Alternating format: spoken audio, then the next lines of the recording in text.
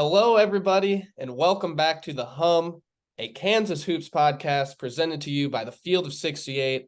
My name is Sam Lance, and I'm here with Jackson Bezdek on the morning after one of the best Kansas basketball games that I've seen in a long time.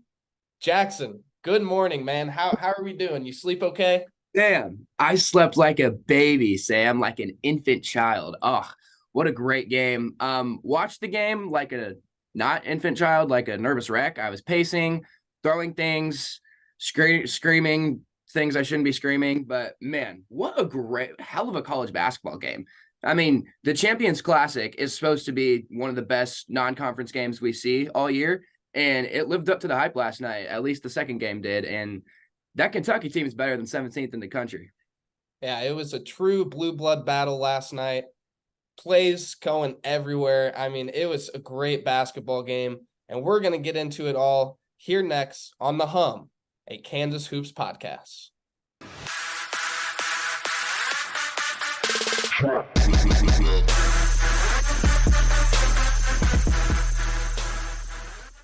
We are back, Jackson, here on The Hum, and it's time to dive right into this.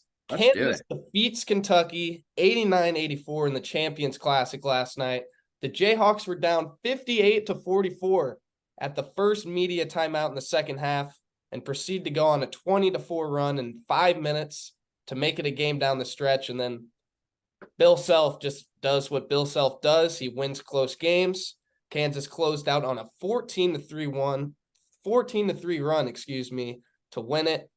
And Kansas moved closer to Kentucky on the all-time wins list. I saw Bill Self kind of point that out on the post-game radio snarkily. Again. I thought that was pretty hilarious. But anyways, Jackson, just what are your first thoughts of this game? I mean, first thoughts playing Kentucky again. It's going to be so sweet passing them a second time for the most wins ever. Do you see they have that in their Twitter bio? Most wins ever Kentucky in their Twitter. Absolute clowns. Anyway, about the game, Kentucky has some dudes.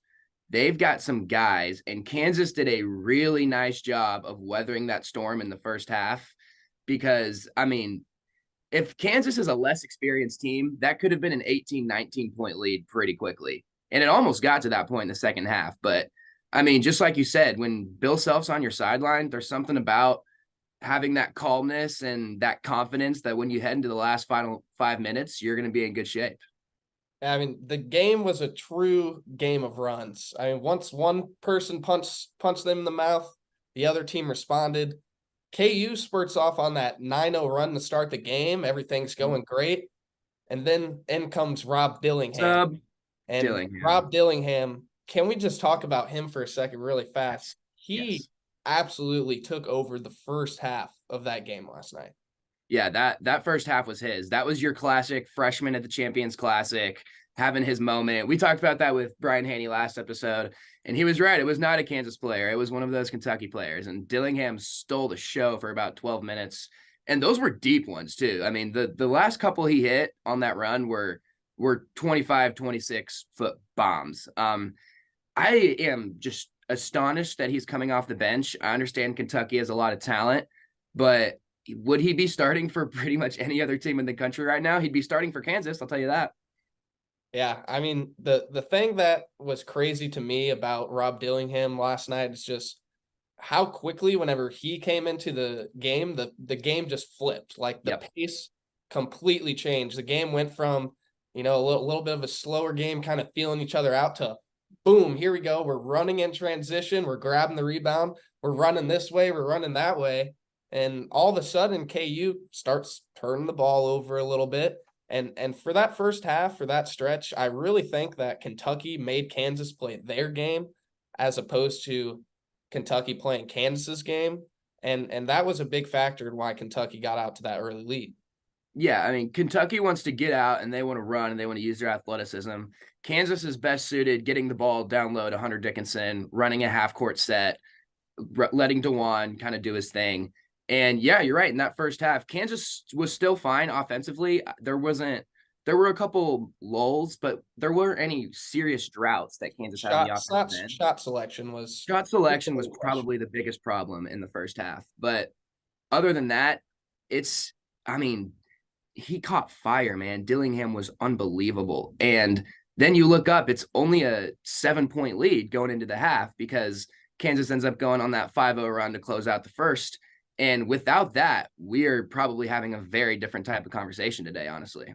Yeah, I mean, that 5-0 run to close out the half was absolutely huge. I mean, as a KU fan, you're sitting there, you're thinking, we came back in the national championship game down 15. So a little 7-point lead isn't much. 8-point lead, it might have been actually, but man, Kansas. And then in the second half, Kentucky comes out again and just punches Kansas in the mouth right away. Like, Yep. Punch them in the mouth. I believe Kentucky was up. It was 58-44. 58-44. Yep. 58-44. Then, of course, we have that little scuffle between Antonio Reeves and DeJuan Harris. And then What a mistake. what happened after that, Bez? Reeves messed with the wrong MFer. That's what happened. DeJuan is that dude, and he went ahead and took the game into his own hands. Something that we've seen spurts of, but DeJuan Harris took over. He was the PG. He was Sharon Collins, Frank Mason, Devontae Graham. He played that role last night. And I believe it was an 8-0 run in about 24 seconds after Reeves got in his face. And I think Reeves went about 0 for 9 after that and completely shot Kentucky out of the game. So, Antonio, who's the real dog, brother? I don't know. Yeah, you mentioned the 8-0 solo God run by DeJuan Harrison. It was just in 1 minute of game time. KU was down 81-75. DeJuan, boom, 8 points in a row.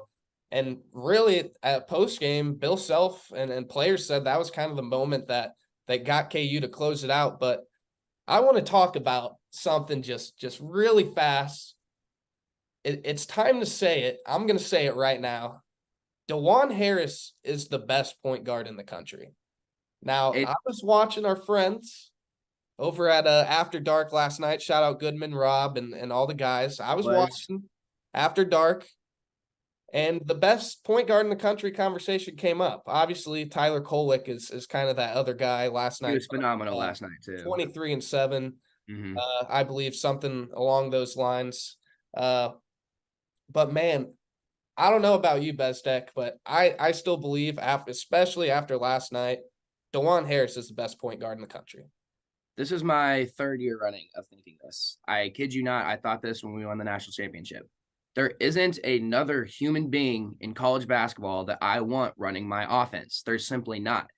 There, I'm watching what Tyrese Halliburton's doing in the NBA right now. That's what it feels like DeJuan Harris is doing for this Kansas team. The effortless passing, there were times DeJuan will pull it out, and I'm watching the game with my friends, and they're wanting like go attack, go to the rim, go to the rim, and DeJuan just kind of dribbles, waits for a ball screen.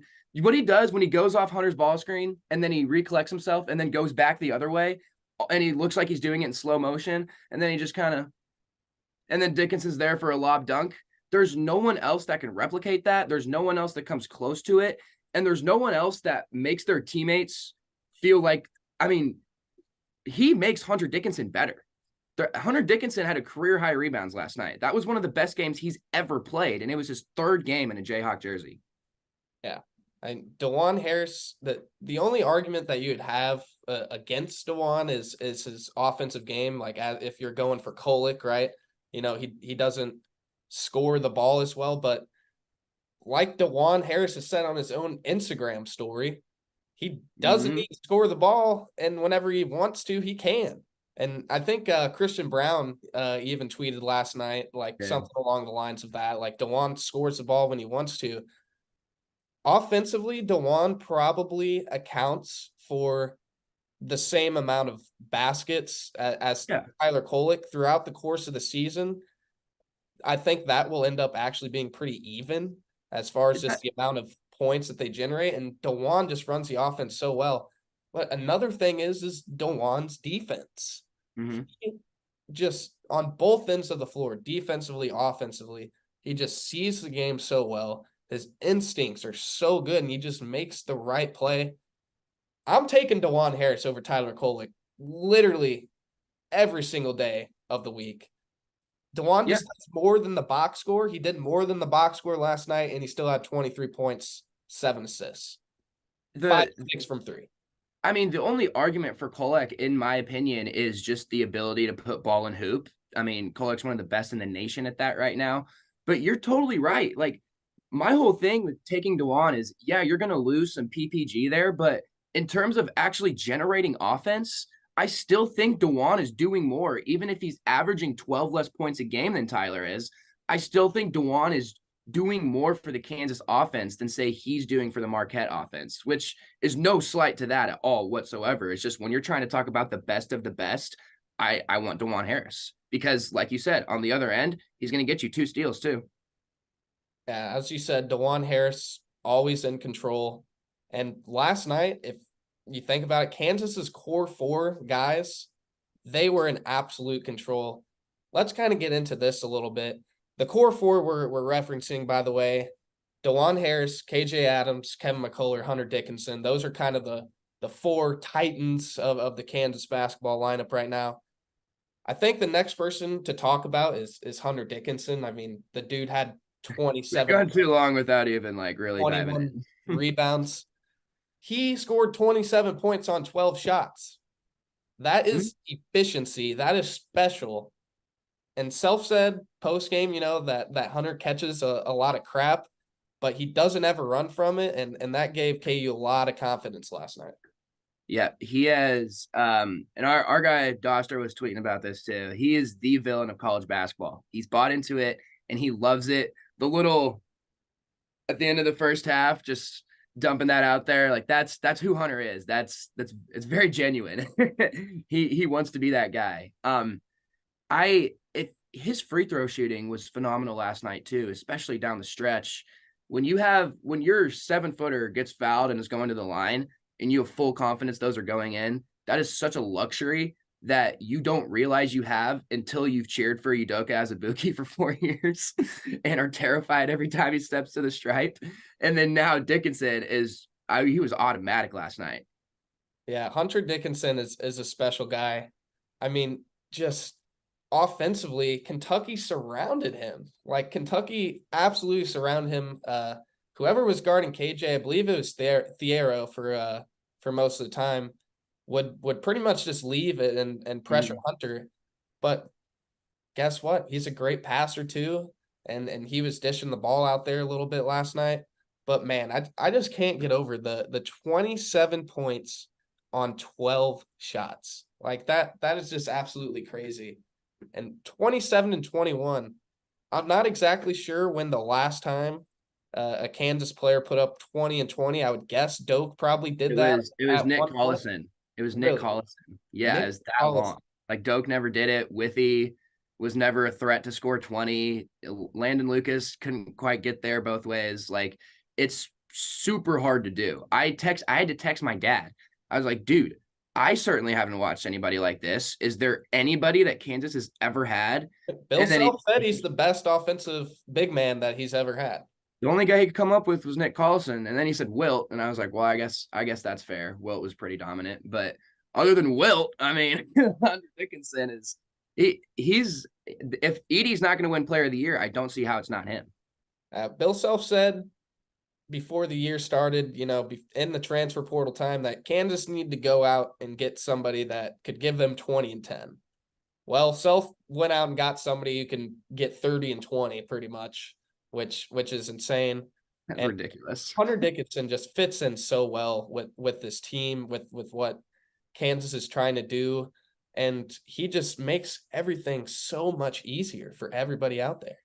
Yeah, Kansas is trying to do a lot of like there were multiple possessions last night where they didn't even have the ball touch the floor, just passing and cutting and passing and cutting. And when you can run offense and not have to dribble, that's when you know things are clicking. And a lot of that stems from Dickinson being such a threat to pass the ball. And like obviously he's a threat to score inside, but after a while, you kind of figure out you can't really double him either because KJ Adams all of a sudden has 18 points on short corner dives to the basket. I mean, he had 4 dunks again last night. KJ might have 100 dunks this year. He might literally get 100 dunks. And Dickinson might assist 70 of them. KJ was an animal last night. 16 points, 8 of 11 shooting, had a couple blocks and a steal in there too. And I mean, Kentucky, I mean, Self pretty much said this. Kentucky didn't really guard him, and it was Yeah. pretty easy for him to kind of, creep back door and get some of those looks. But yeah, KJ was terrific last night. Did exactly what Kansas needs him to do. The only thing I would say is he kind of struggled to rebound a little bit for his size, which was a little bit concerning. But yeah, KJ, great game last night. What I've noticed, and as someone who has potentially wagered money on KJ Adams to record rebounds, so I'm watching that pretty closely, he ends up on the perimeter on a shot a lot because he's guarding a big usually, and since he's a guy that switches everything, he usually ends up on guard on the perimeter late in the shot clock, and what he's not doing is crashing from that. I'd like to see him do that, and you're absolutely right, but Dickinson's got the strongest hands in the world. When he gets 2 hands on the ball, you're done. He's got it. Don't even try. Yeah. So we've talked about Dickinson. We've talked about KJ. Let's talk about a guy who had a triple-double last night, Kevin McCullough. 6th ever Kansas triple-double. It was an official triple-double? I thought he only got 9 rebounds. Did he give him the 10th? Oh, they gave him that last one. They gave it to him? Yes, the last second. Kevin McCullough. I don't know if you guys saw that, but it was the very, very last second of the game, Kevin McCullough ended up grabbing a rebound to give him the triple-double. Right before the buzzer. Only second player under Self to do it. Cole Aldridge somehow got a triple-double, apparently. It was against it was in a tournament game. Oh my gosh, I'm blanking. He did it in the tournament. Really? Yeah, it was really impressive. It was with blocks. Like, it was not assists. Points, rebounds, blocks. He was a force. That's crazy. But yeah. Kevin McCullough, he did it with points, rebounds, assists. That's the first PRA triple-double I think Kansas has ever had. Really? It might be, dude. Seriously.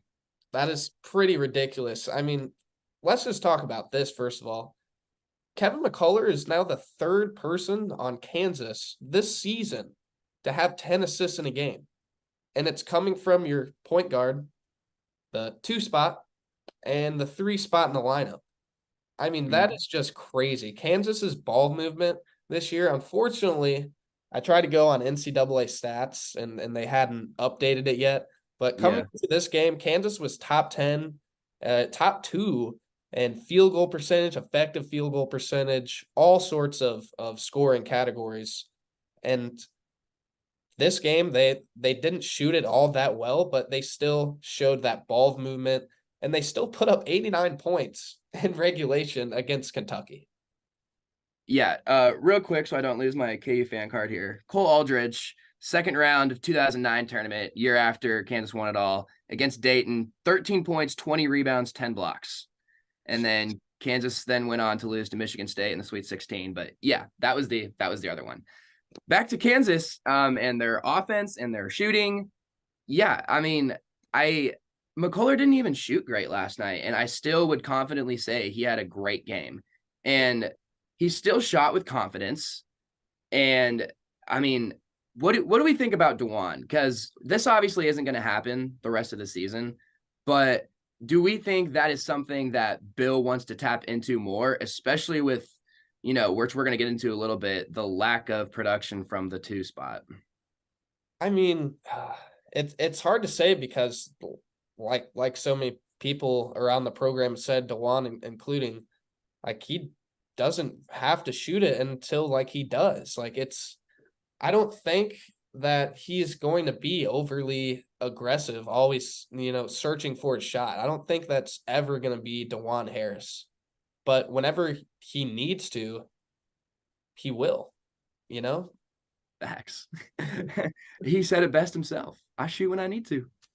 But yeah, you brought up that 2 spot, and as good as the core 4 last night was for Kansas, they need a 5th guy to step up. I mean, let's just call it like we see it right now. Kansas is still searching for that 5th guy.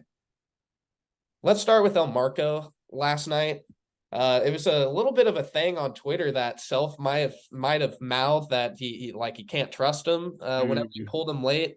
I believe Elmarko kind of took a three early in the shot clock. He was wide open, but he took a three and missed it.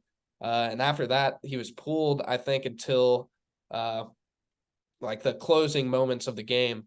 But Elmarko, he finishes with 7 points, hit his free throws, which was a bonus.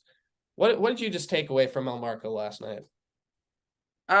He's still a freshman. He made some nice plays. His defensive switching and rotation, he's such a good on-ball defender. You want to have him out there for defense, but I mean, that's why Self Blown goes by a lot last night. He was. yeah, it's frustrating because he's there athletically and he does belong out there. He does. He's a good enough basketball player to hang in that game and to be productive. But there's still that gear that we're talking about that we've seen previously. He has not tapped into it yet. It might be, if we're talking about that self conspiracy where he maybe doesn't trust him, that may be why we haven't seen it, because he might be a little worried to tap into it, because if he's playing scared to get benched. But if you're playing scared to get benched, you're gonna get benched because you're not playing with confidence. And luckily for Elmarko, he's gonna get another crack at this, because I mean, Timberlake, holy cow, man, we got to make shots. We got to make shots. Yeah. Self said in the last week presser that he wants Elmarko playing fast and making mistakes while playing fast. And I think for the most part, Elmarko did do that last night. Elmarko will be fine. Everybody, yeah. First of all, Kansas is fine without him being a major factor, and just still thinking that Elmarko has that other gear and can make Kansas even better is crazy. They still think he's the X factor. Yes. But let's talk about Timberlake. I mean, plus minus isn't a great indication of what's going on the basketball court all the time. But last night, Nick Timberlake was minus 13 in 14 minutes. And he was the only player on Kansas to be minus in the plus minus. I think somebody was 0, I believe. I don't have it pulled up here, but somebody was 0 on the plus minus. Everybody else was positive, and then you had Nick Timberlake minus 13. I mean, he was 0 of 4 from the field. Kansas needs him to be a shooter. He wasn't last night, and don't even get me started on the defensive end. I mean, Kentucky has great guards, and they just blew right by Nick Timberlake. Timberlake looked pretty unplayable in that game, Bezdek. I agree. I was mad when he was on the floor. He's the shots he's shooting, I don't feel like are good shots. I feel like that's where the issue's stemming. I feel like he's going in, I've got a green light, coach tell me if I'm open. Set up. Like once you get I'm open, it seems like he needs to get it up. Yeah, I agree with you. And two of the shots he took last night, there were contested, like there was a legit hand in his face. I get he's only playing spot minutes right now, and he needs to come in, and when he's open, he's going to shoot that. Like, personally, I've been there before, where you're coming off the bench and you're like, if you don't make this, you're coming out. And it's hard. And that's pretty much what he's dealing with right now. And obviously on a much grander scale with Coach Self in his ear. So I don't know what needs to happen, but I would honestly, against some of these lesser opponents that Kansas will see coming up, I think having him come off of screens in like a second half and catch balls at the elbow and make 14, 15 footers, I really think that's the way that's going to get him going, because right now he's not even been a 0. He's been a negative. Yeah. I mean, he has, and really what Kansas needs is just anybody to step up in that 2 spot, whether it's Timberlake, whether it's Elmarko. Last night, guess who it was down the stretch? You would have never thought heading into the game, but I would have never thought. How about Jamari McDowell? He came in, he closed out the game the last like 3 minutes or so, 3:37. First of all, what a move by Bill Self. This is why Bill Self is a Hall of Fame coach. Absolutely the right move, too. Like, who would have thought? Crazy move. Unreal. After Jamari came in the game, Antonio Reeves was shut down. He was shut down. Let's just talk about Jamari McDowell, Jackson, because that was impressive as a freshman. And it kind of reminds me of KJ's freshman year. If you remember, Self bringing him in at the end of the game. And Mhm. guess when he brought him in at the end of the game that year? In the national championship game. Pretty So important game. obviously, Self has a lot of trust in Jamari right now. Jamari had poor Antonio in a box. Man, Antonio Reeves, I mean, tough day for you, bud. Dewan owns you. Jamari McDowell owns you. Kansas owns you. Anyway, yeah, Jamari Still was had fantastic. 24, Jackson. Let's not blow it out of proportion. He He still had missed 24, 14 but threes. He he was, missed yes, 14 he was threes. 3 of 17 from 3. That's preposterous. Anyway, Jamari, the crazy part about Jamari was that was absolutely the right move to go to him. And he checks in and everyone's like, what, Jamari? What's Jamari doing? And then you watch him for 30 seconds and you're like, oh yeah, he should be in the game right now. He should absolutely be in this game right now. And he did his job on offense. When he caught the ball, he gave it to somebody else, which is great. And defensively, he didn't leave Reeves out of his sight. He was full, no contest, no catch. And at that point in the game, that's exactly what Kansas needed. All game, especially in the first half. I mean, Kentucky, like Bill Self mentioned this after the game, Kentucky just went right by Kansas. I mean, Kansas could not guard the ball last night, and it was pretty much what Kentucky wanted to do. I mean, what other game plan would they have had but spread us out and drive us? And that's exactly what they did. And Jamari, he's a good defender and he stopped a lot of that from happening. And it's why Kentucky missed its last 8 field goals to close this game, the last 8 field goals. And a lot of it was because of Jamari McDowell, like we said, +9 in those 3-4 minutes. What I thought was just hilarious is after the game, and this is pretty telling of somebody needing to step up in that 2 spot. Self said he went with Jamari because he didn't know who else to put in the game. Yep. he And just shout out to Jamari, made the 2 biggest free throws of the game and looked cool as a cucumber while doing it. Yeah. But I mean, it's just hilarious. Like Bill Self just didn't know who to put in. He goes with Jamari and it works out. But again, the reason why that had to happen is because nobody's stepping out of that 2 spot. Now another guy who is kind of in running for that 5th spot, we didn't see a lot of last night, Johnny Furphy. He really didn't do much. He was 0 of 2 from the field, and he got in foul trouble. That's why he was kind of Yep. a little bit of a Mm-hmm. non-factor. He also struggled a bit keeping the Kentucky guards in front of him. I think that's why he got less run too. Why do you think Furphy maybe just kind of he wasn't a no-show in this game, but he was kind of shadowed a little bit? Yeah, I honestly thought he was fine in the minutes he got. He runs that offense really well, and he moves and cuts and passes really well with those other 4 guys. But yeah, defensively, that's not a good matchup for him. All of the guys he's going to be guarding are shorter and quicker than him, and that's tough. I mean, he got blown by twice in a row and got immediately subbed out in the second half. Where there was no, and Self put Timberlake in for him, and I know he did not want to put Timberlake in after the way he was playing, but. Furphy's going to be fine, just like all these guys. I mean, him and Elmarco are going to be fine. They just need to develop. They're so young. Elmarco still, like you say all the time, he barely knows even how to play basketball. He just only played high school ball, and Furphy has never played American basketball, so this is all super new to him. It's just going to take some time, and I like what I'm seeing from both of them in spurts, and there's flashes of that's why we talk about these guys, like Furphy, Billis was talking about it when he missed that corner 3 in the second half.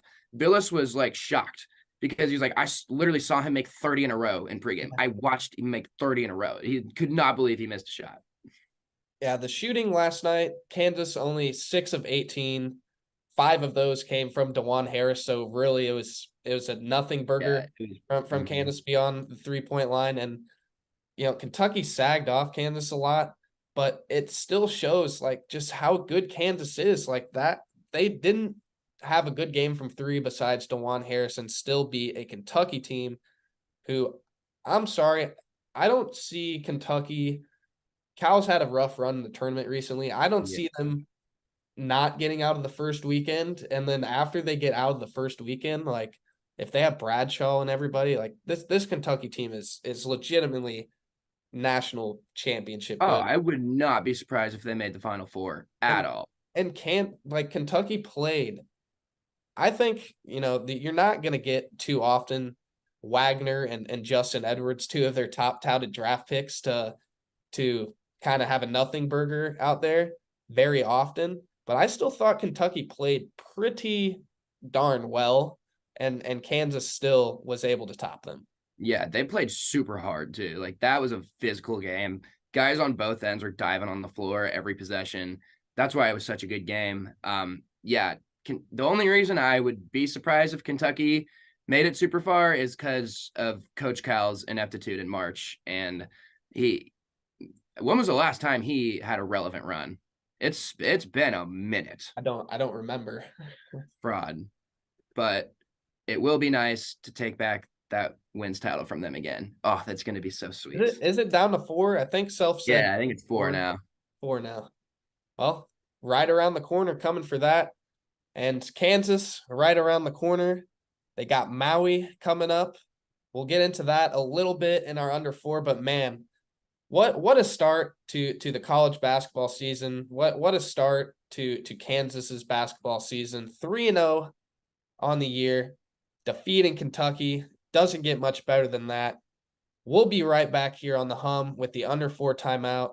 Thanks for listening to our little recap, but we'll see you soon. As you guys know by now, we've partnered with BetMGM Sportsbook for this college basketball season. We're going to be using BetMGM lines to make all of our picks and predictions throughout the college basketball season. And we are going to have special offers for you, the listeners and the viewers on the Field of 68 each and every week during the season. If you haven't signed up with BetMGM yet, use the bonus code FIELD1500 and you will get up to a $1,500 first bet offer on your first wager on BetMGM Sportsbook. Here's what you got to do.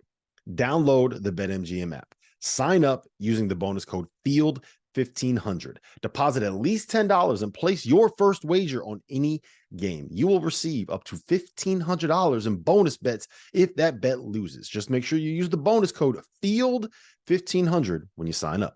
And remember, BetMGM is now available under one wallet in select states. As a New Jersey resident, this is super convenient for me when I have to go cover games in New York or Philly. When crossing state borders, just log into your existing account instead of having to create new accounts in each state that you go to. And most importantly, I got to let you know, we do have some fun stuff coming up for this college basketball season. Bet insurance tokens, college hoops odds boosts, my personal favorite, parlay odds boosts. So download the BetMGM app today. Welcome back, everybody, to the Hum, a Kansas Hoops podcast presented to you by the Field of 68. We are now here with the Under 4 segment, and we got some class of 2024 recruiting to talk. Of course, it was the early signing period, first part of the signing day last week, and Kansas etched 3 pretty good players, all players that Jackson saw this summer while he was working for EYBL. So let's just start with the first guy, the headliner of the class, Flory. Jackson, what is KU getting in this kid? Flory's an Adidas circuit guy, so I didn't get to watch him, but I have watched plenty of him. You know, being around these high schoolers all summer, I was following everybody. I was so tuned into this stuff, like probably the most I've ever been in my life. I love the recruiting trail. It's the best part of covering college. So much fun. Like literally fell in love with it this summer. It's fantastic. Flory is a dominating presence down low. He's only 6'8", so it's not like he's this 7-foot massive center gonna destroy. He's not a doke, right? He could get bigger. He could, but he's like strong and he's got skill. He stretches out and hits some threes in the summer. I'm not sure if Coach Self is going to utilize that part of his game at all, but he does have touch inside, and he's left-handed too. So going from Dickinson straight to Flory is going to be a pretty seamless transition going from lefty to lefty. Flory is he's got all of the talent you want in that 4-foot area around the basket. He's going to dominate, and he does it impressively because he's an undersized 5, honestly. Like in terms of height, he really is an undersized 5. But when you watch him, you would think he's 7'1". He really does play like that. What do you think about Bill Self giving him a little bit of Joel Embiid comps? What do you think about that? Definitely, because Flory he's super, super raw, right? Just like Joel. Joel was able to shoot a three when he was at Kansas, but just like Self didn't really use it. And now we see in the NBA, he's a borderline 40% 3-point shooter, right? It's kind of ridiculous. So Flory has, you can't cap his ceiling. His ceiling is truly uncapped. He could really be like, he's a guy who can be an all NBA defensive player in 6-7 years. Like he really is. He's super active and his arms are super long. He's going to block shots like Joel did. It's not far off to compare him that. And honestly, Flory is farther ahead in his basketball life than Joel was at this point. That's really scary to think about. Right. Yeah. Another guy we got is LeBaron, Phylon. Correct me if I'm wrong on that. I think it's LeBaron. I'm pretty sure. Yeah. Another talented scoring type of guard. Can you just talk about him a little bit? Phylon is, I think, one of the best point guards in the class. He's ranked 4th, but I would have him 1st or 2nd, along with a guy that Baylor is going to get, Rob Wright, who's a beast. But yeah, LeBaron is, him and the next guy we're going to talk about played on the same team. They played on Team Thad, and Team Thad goes, man. They go.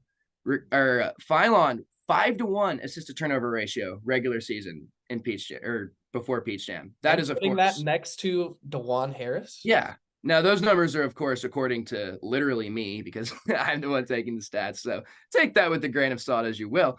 But still, he scored in double figures every game except for 3 the whole tournament, or like the whole summer. That's ridiculous. He's an instant offense type of guy. And on the defensive end, like, man, I'm telling you, he is really like a 6'4" like version of DeJuan, who is like DeJuan last night. That's what LeBron can be all the time, because he goes and gets buckets. He averaged 13 a game and still has a 5-to-1 assist turnover ratio in Peach Jam. Like, that's absolutely ridiculous. Oh, not to mention he had 2.5 steals a game too. DeJuan Harris 2.0. He really can be. They have the same, they've got the same body type too. And they both kind of move the same. It's kind of hilarious. Another guy that we have is Passamore.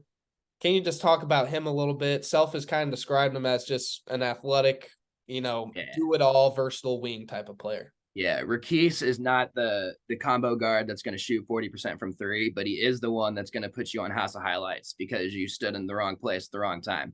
He 6'5", 185, good build. The lowest ranked of the 3, but still in the top 50. So still not a guy to be sleeping on. He shoots a lot in the paint. I mean, he really is really aggressive. And a lot of that is, playing with LeBaron. They already have a little 2-man game that they've got going on. And I saw it a lot in Peach Jam. But yeah, Rakis is very high energy, both ends. Like that's the thing I think with all 3 of these guys is a theme we're seeing with Kansas right now. They're all big and long and can defend really, really well. Just like we're seeing, that's what Kevin McCullough does. That's what KJ Adams does. Self has seen that that's how his teams are going to work in today's day and age of basketball. And he just went out and got 3 of the best defenders that you can get in this class. I mean, like Passmore and Phylon, they made backcourts, like they made their lives hell at Peach Jam. These guys are struggling to get the ball across half court. These guys are also 5 stars going to play at programs like Purdue and Duke and USC, all of these different guys. And these 2 had no issues, giving them trouble in the backcourt all summer. I think the most telling thing about this class, these 3, is just what Bill Self said about him. He said that, this class might not be the most highly touted class. And yet you look at 24/7, it's the number 5 class in the nation. Yeah. But Bill Self says this class just fits Kansas. Like what Kansas wants to do, this class fits it. And Bill Self is a great recruiter. He gets guys like that. And you're telling me that he's getting guys that fit Kansas like a Christian Brown and an Ochai, but they're in the top 40 nationally now? Like, yeah. Man. I mean, what he means by that is we didn't go out and get anybody on the Nike EYBL leaderboards. We don't have a guy who averaged 20 a game last summer, but we have guys that are going to buy into this Kansas system. And yeah, like you said, they're not 3 stars.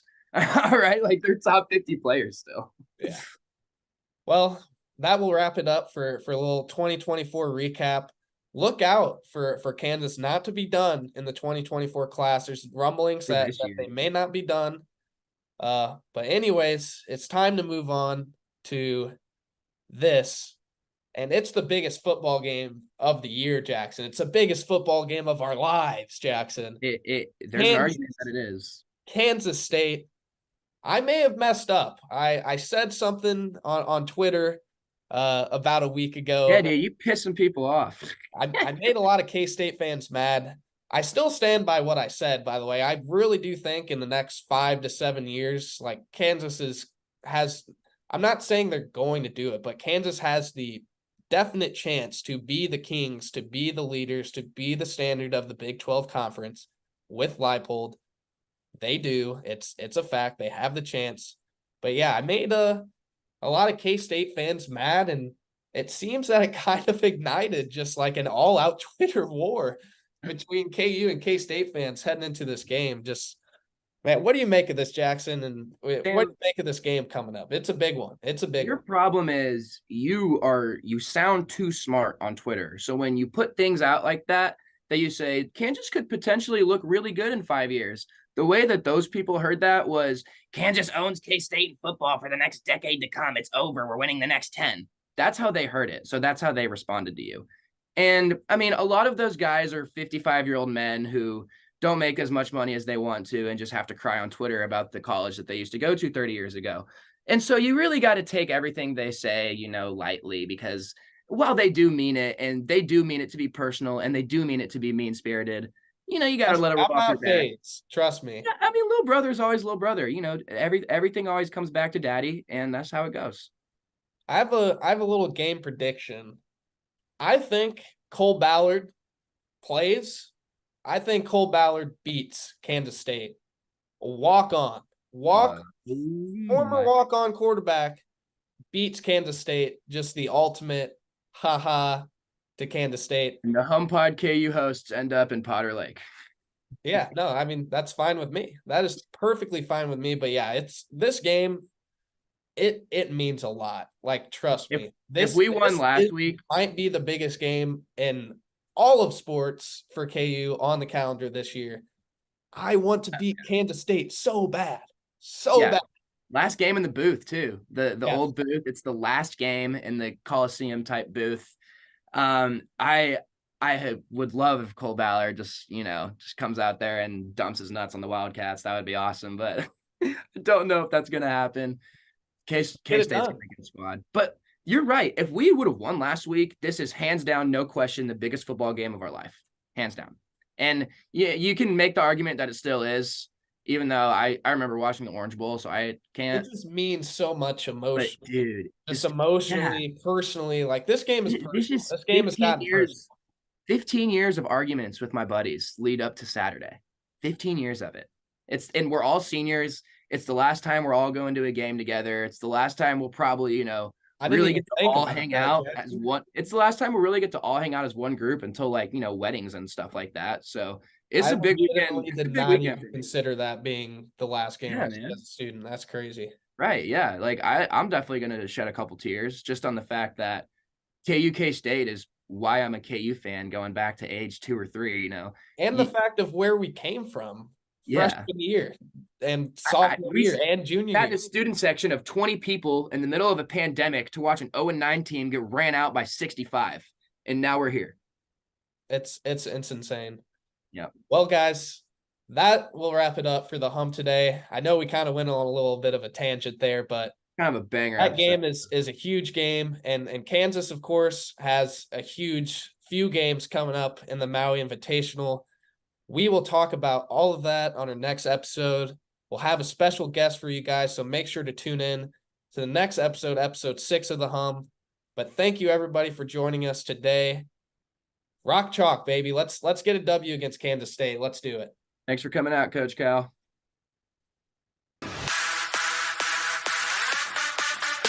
Sure.